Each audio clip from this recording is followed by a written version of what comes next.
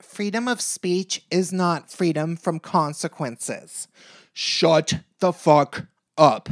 Hey, it's Prince of Queens, and if I had $1 for every time I heard some smug, self-assured, morally superior yet generally vindictive and passive-aggressive SJWs say that freedom of speech does not mean freedom from consequences, if I had $1 for every time they said that, I could hire somebody to build me that awesome PC that I wish I had. I mean, seriously, where to begin with how fucking stupid this is? I think we can start with the fact that it's the most obvious nonsense statement by itself. You could say the same thing about literally anything. I mean, technically, you have the freedom to rape small children, but there's probably gonna be consequences. Technically, you have the freedom to jump into a bonfire, but there's probably gonna be consequences. People have been trained like obedient little control-left puppets to repeat this line over and over, thinking to themselves that they still magically value freedom of speech, but seemingly not realizing that they are blatantly shitting on it within the exact same sentence. Obviously, this notion that enacting consequences to curtail free speech that some people don't like must have been introduced into common Western cultural repetition by way of the Democratic Party and the rest of the regressive control-left media the world over, who paid their pet journalists to write about this. And it's not like they didn't have a purpose behind doing this. What they really meant when they said, freedom of speech doesn't mean freedom from consequences, was that people were no longer supposed to feel bad about people whose lives were literally ruined because they were accused of any of the following things.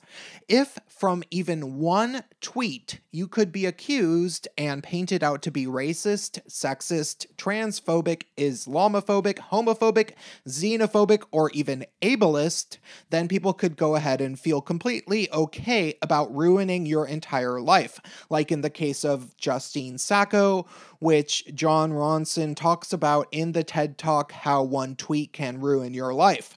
Ultimately, it's true that freedom of speech doesn't mean freedom from consequences, but the problem we've run into while the regressive control left has been in power in the West has been this.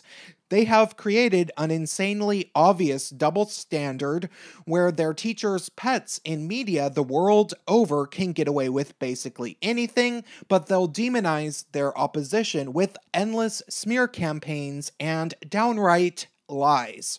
The New York Times, which published this widely spread article about this very subject, also published the flagrantly dishonest hit piece on Milo Yiannopoulos, claiming that he deliberately orchestrated a campaign of racist abuse towards Leslie Jones, when in reality, he wrote a negative review of the film Ghostbusters on Breitbart, where he said that she looked like a man and said it was sad that her character was a stereotype of a sassy black woman, which I personally view as an anti-racist statement.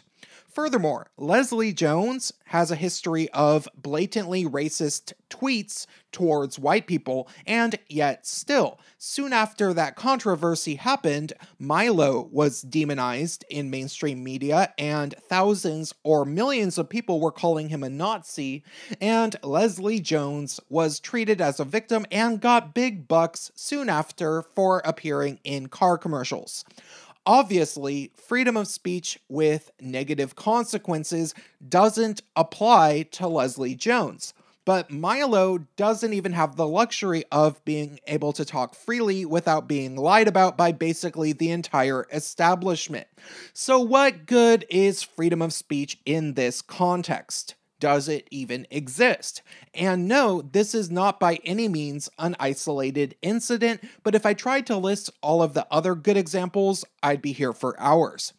And if I started doing that, I would also want to start speaking about the crap that happens in countries that don't have the First Amendment, like Count Dankula facing prison time for making a video of his dog doing a Nazi salute, Or Stephanie Guthrie getting Gregory Allen Elliott arrested and put on trial for 3 years in Canada for disagreeing with her on Twitter.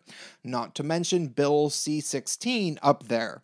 In summary, stop saying this stupid fucking line, you goddamned morons. And, of course, drop me a comment and stay tuned.